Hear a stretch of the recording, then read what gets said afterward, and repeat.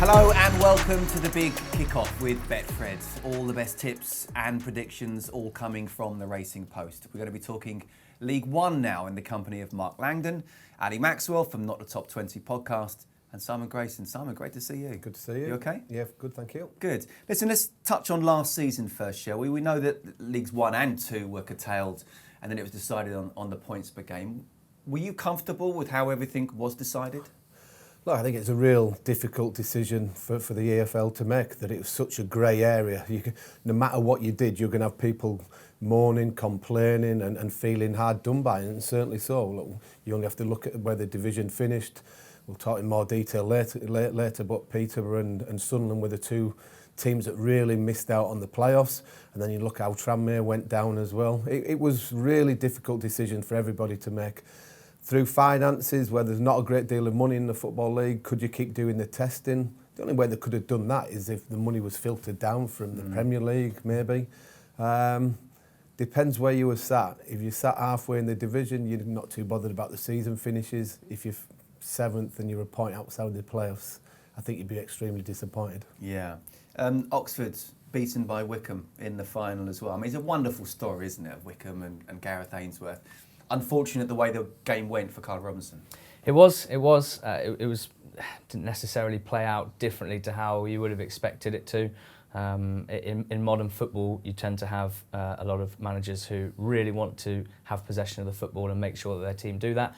And thankfully, because we like a bit of diversity, you have managers who are happy to let the opposition have the ball and to keep a solid defensive structure and to make the most of space that comes. And look, it's easy to be revisionist and say that Wycombe deserved to win that game. I don't think Carl Robinson would agree. But the way that, without barely having a kick in the second half, one ball over the top, one mistake from the centre-back, the goalkeeper in no man's land, and one Wycombe player taking a gamble, just seemed to sum up their whole season. And to the extent that I believe in fate, that was about as good as it gets for footballing fate, anyway. The big man upstairs played a part and was wearing a Wycombe shirt You're not that day. talking about Akinfenwa. I'm not talking about Akinfenwa.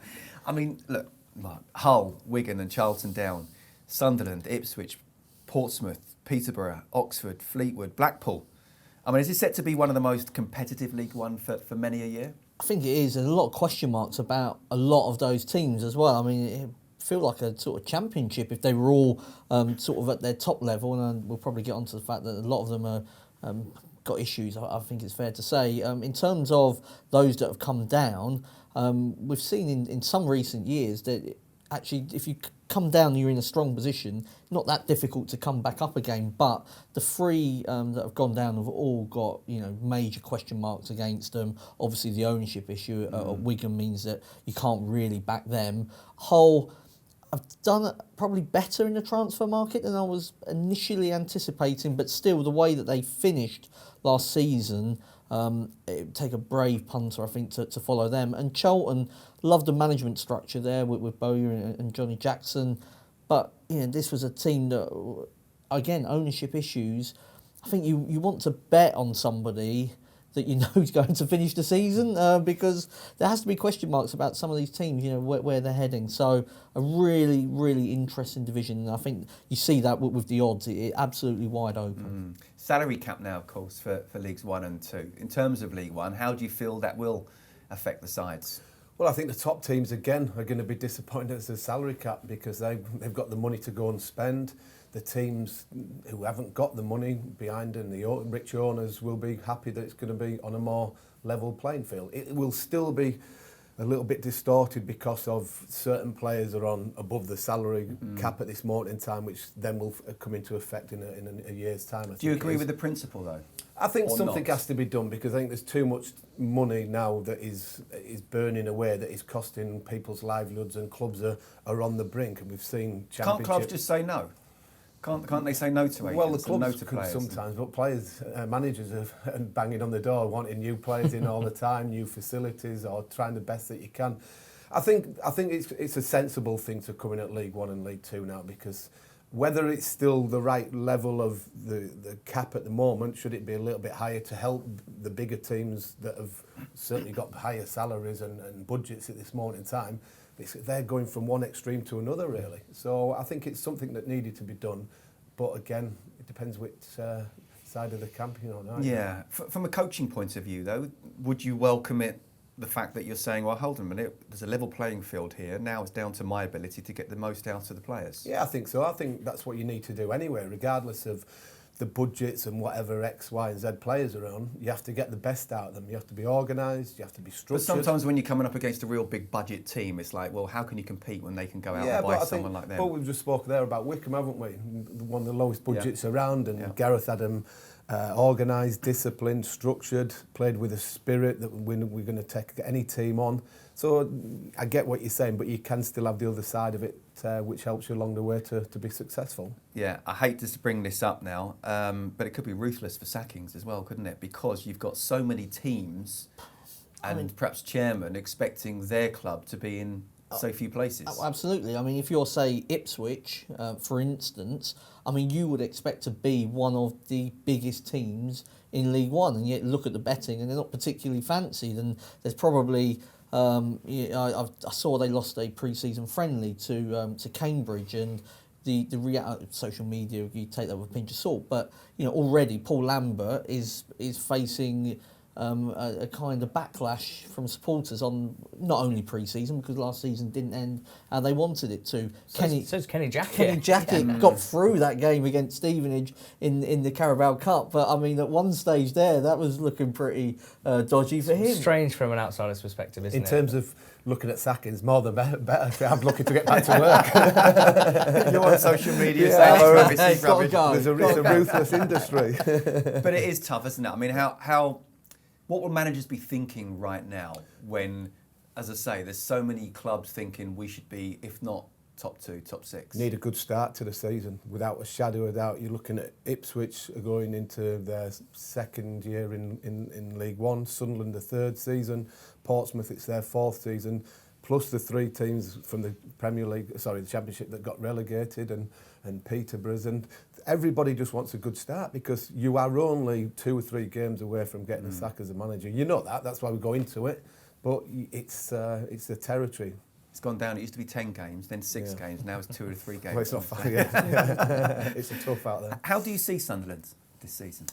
I'll have them as one of the probably the favourite, because of the club and the players that they've got there. But there's expectancy level that can sometimes weigh too heavily on them.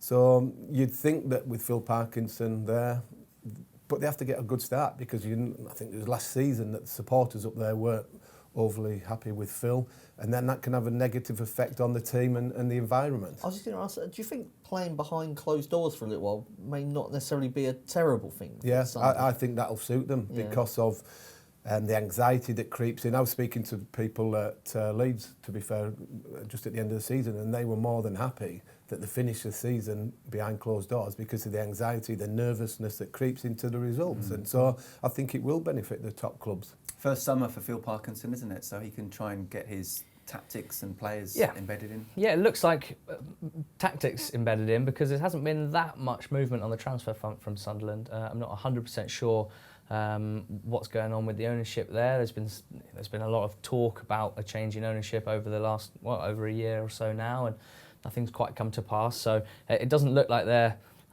clearly with the salary cap that there's restrictions anyway, but they're certainly not going all out in the transfer market. So Parkinson has to work with a squad that has a lot of players that you recognise from succeeding at this level before, and eye-catching players like Chris Maguire, of course, a lot of quality. But I don't think overall as a squad Sunderland stands out as much as you might expect, given the name of the club and the history of the club. So look, they are the bookies' favourite at the moment. I'm not taking them on. I think that there's a lot of other interesting teams, and I'm yet to be convinced, even though I think Parkinson's a good manager, a positive manager for Sunderland to have.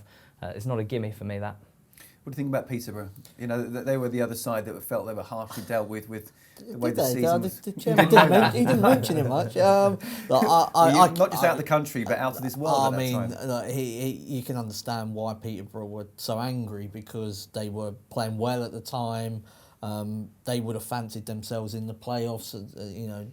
They They were in good form. They at that were. time. I mean, so I get exactly why Peterborough were upset. I really like the way though that they run the club, and some of their fans don't necessarily agree because they see these players come in and then they see them depart. But one of the reasons they come in the first place is because those players know that they're getting a platform to play and then will be sold on. And I think playing in an attacking style of play that they do and scoring a lot of goals, it puts the fat on the turkey, because a centre forward will always cost more money than a centre back. So if you sort of promote attacking football and get your striker scoring 20, 25 goals a season, when you sell them, you can then sell them for 10 million, like Tony to Brentford, or around 10 million. So I like the way that they do it. Just with Peterborough, just in terms of winning the league, it feels like there's always a lot of talk about Peterborough in terms of winning the league, and they just seem to fall a little bit short. I don't know if it's because the owner is so popular on social media. There's a lot of hype around Peterborough, and they should be up there, and I expect them to be top 6. It just wouldn't be my pick necessarily to win it. Okay, well, Ipswich is another big size. It's been mentioned. How do you feel they'll do this season? Again, they've been had to deal with sort of cutting the budgets, and then a little bit of sort of negativity around the football club. Sold 1 or 2 players. Norwood didn't really sort of get too many goals last year when they expected him to.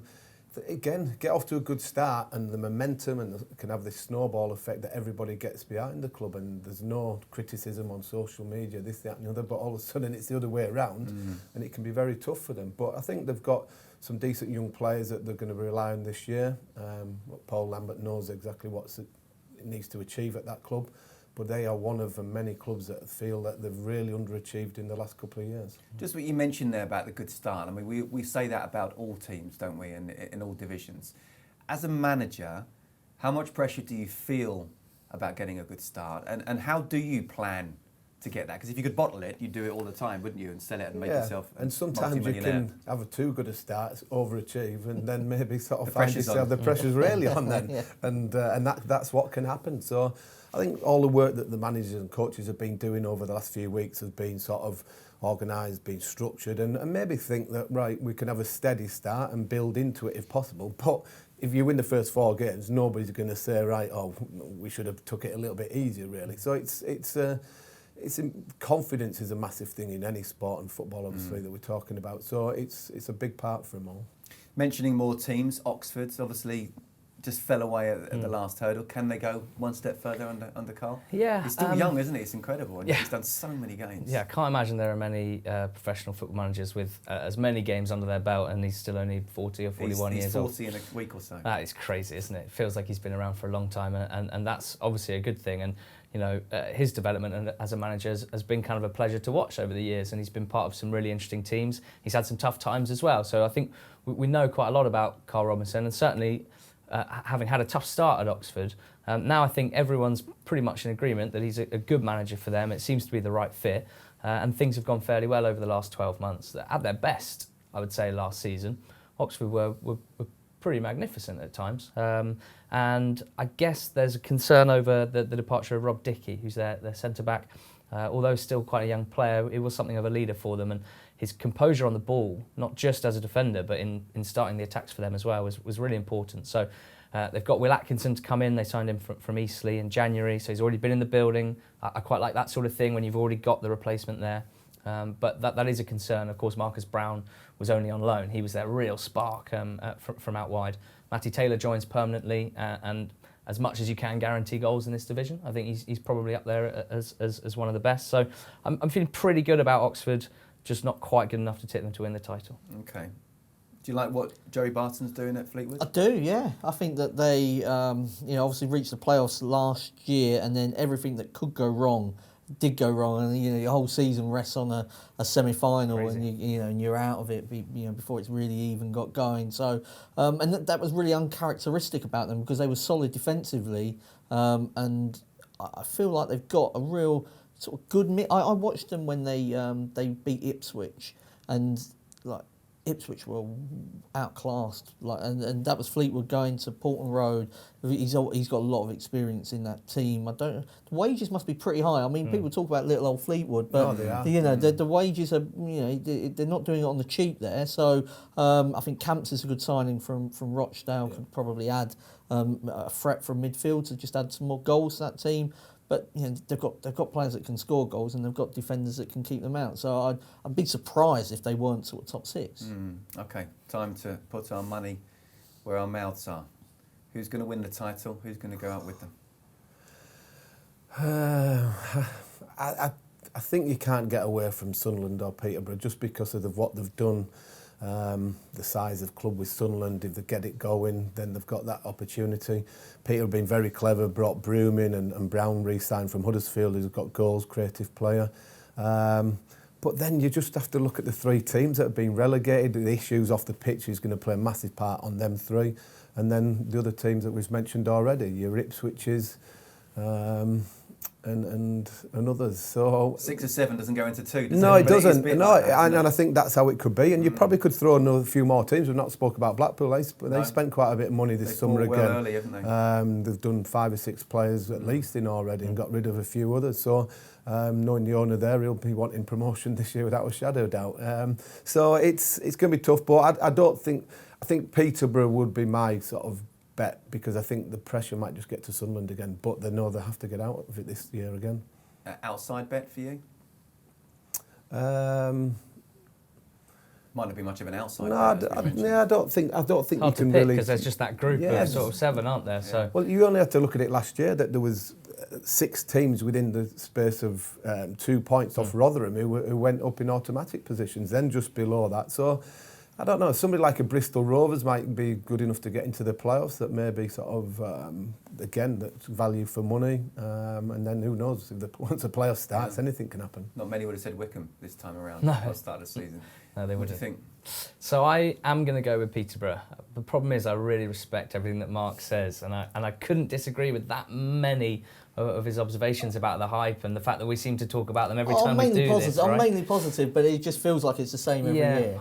A bit like what we spoke about with the Championship. I don't know whether I'm just a negative bloke, but I just see issues at a lot of the clubs which stop me from really going all in. With Peterborough, they've lost Ivan Toney. He was the best player in the division. I think you can overreact to that. As Mark said, the one thing they have done consistently is find goal scorers, and they play in such a way that they generate goals from all over the park, whether it's through their number 9 or not. They have signed Johnson Clark-Harris. I don't think he's as good or as consistent as Toney, but I would still not be surprised at all if he scored plenty of goals. It's worth remembering when a player leaves a club, it doesn't mean they're going to play with 10 men. Someone's going to come in, and I just like the way that I really like the way they finished the season. They switched up the formation, and it just clicked. They were excellent. I think they've got a few players who can get even better from last season. Reece Brown's come back on loan from Huddersfield. Creative player, Harry Taylor they bought from Barnet and was excellent, stepping up from the National League. So I'm going to go with Peterborough to win the title. I didn't really want to touch any of the relegated teams. I mean, Wigan, there's no joy in saying it, but they've got, at the moment, about 6 players, and probably 2 or 3 of them you'd expect to be picked off by Championship clubs, like the likes of Kiefer Moore and many others have been. So I'm not going to approach Wigan yet from a punting perspective. Same with Charlton, because of uncertainty. But I am going to pick Hull, and the obvious concern is how many football matches they lost from January onwards. Concern. Yeah, it's a big concern. One of the worst runs of form I can remember from an EFL team at any level. They won 1 of the last 20. Yeah, but for some reason going from Championship to League One, and Mark touched on it there, I don't think that matters as much as moving down from League One to League Two, or even from the Premier League to the Championship. And I think back to teams like Wigan themselves from a few years ago, who were desperately poor in getting relegated, and a Bolton side as well that got relegated and then bounced back up again. And just thinking, I don't really fancy them because they've been playing losing football for a while, and it didn't take a huge amount for them to overcome that. So based on the players they brought in, Hull, I actually think they've probably got the best starting 11 on paper in the league, with the likes of Wilkes. They signed Greg Doherty to play in midfield. They've got De Silva Lopez, who I like a lot. So just basically through strength of squad, I'm going to put Hull as my second place team. Okay, an outside bet? Yeah, Fleetwood, who Mark mentioned.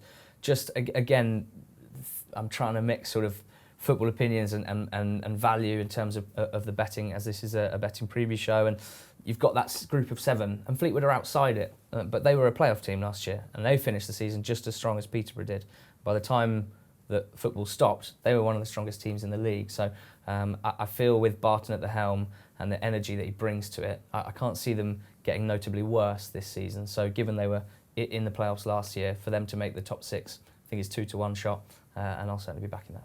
I think in terms of the outsiders, I've already mentioned Fleetwood. I would say Blackpool as well. I spoke to somebody who watched the game against Stoke in the Carabao Cup and said that the Blackpool looked quite decent. And CJ Hamilton, the player I liked from Mansfield, I know he's stepping up a division, but that League 2 to League 1 jump probably not that massive. He's somebody I think to keep an eye on this season. But in terms of the 1 and 2, we've not spoken about Portsmouth too much, and I am going for Portsmouth, who are double the price what they were this time last year.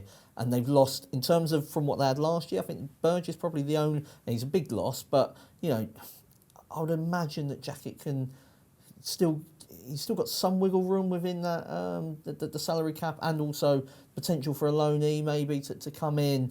But outside of that, I mean, this is the same team really that I fancied this time last year. So I'm looking at it thinking, well, you know, there's a lot of negativity around Kenny Jackett at the moment, some of which I think is unfair. I don't watch Portsmouth every week, so you know, the fans are entitled to their own opinion on the style of play or whatever. But I mean, I look at that team with Marcus up front, and they've got a lot of quality. Ronan Curtis out wide.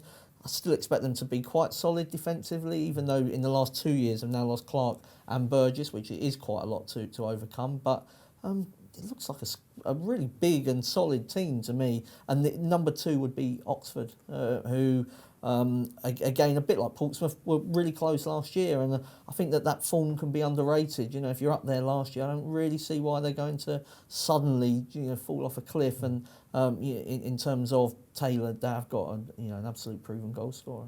I was going to ask about top 6, but it seems like we've named about 6 or 7 teams. So whoever's not in the top 2 will end up in the top 6. I think one of the things as well that you'll find is that what clubs, probably in all the divisions, what squads the clubs have in place when it shuts. Because in League 1 and League 2 especially, they're very prone to losing their best players at any particular time. So until that window shuts, nobody's quite aware of what they're going to be able to keep, what loan deals they can go and do from the Premiership clubs when they decide that they're going to start loaning people out. So the first month is always a little bit more difficult to predict and see where clubs are going to be. Yeah. But once that window shuts, then you know what you're working with for the next few months. Yeah, over a month as we talk right now.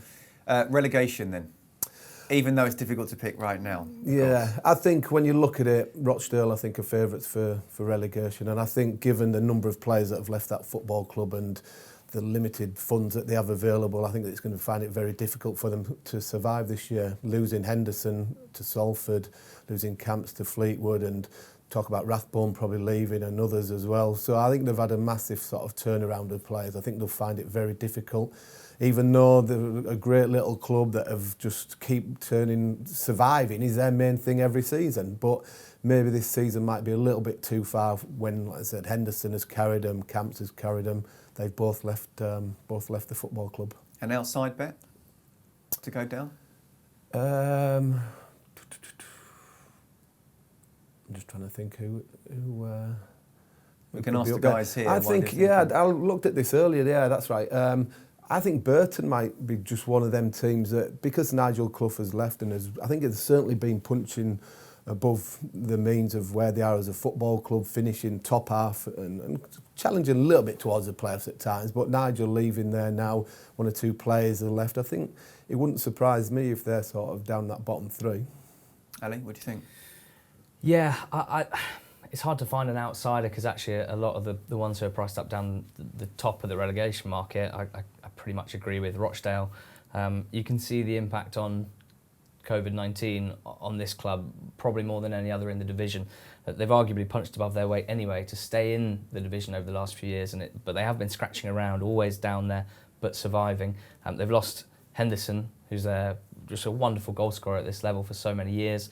They've lost Callum Camps, who at 24 had already played 250 games for them, although a young player, a senior player for them, and Williams at the back as well. So I think I'm right in saying that out of their out of the 6 players that played the most minutes for them last season, only one of them's left.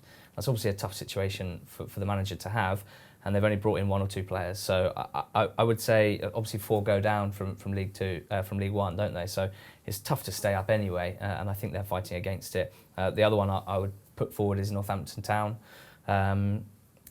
They were so impressive in the playoffs, right? And I really think a lot of neutrals who switched on those games didn't expect to leave with a real appreciation for that. It was direct football, wasn't it? But it was exciting. That there's a fallacy that direct football is boring or wrong, and that's not right. It was exciting to watch because it was working so well. And I just think that the problem is, over the course of last season, I didn't think they were a particularly good League Two team. Now they find themselves in League One. So having lost Charlie Good, who was key man for them, and Turnbull as well, one of the other centre-backs who's stayed, I think, at Salford in League Two. I'm a bit worried about them over the course of a full season, even though I did enjoy watching them win the playoffs. I'm going to go for Bristol Rovers. I think replacing Clark Harris is going to be really difficult for them. The fact that Peterborough think he's good enough, to spend quite a lot of money by League One standards. They only won 2 matches after Christmas. Coughlin went to Mansfield.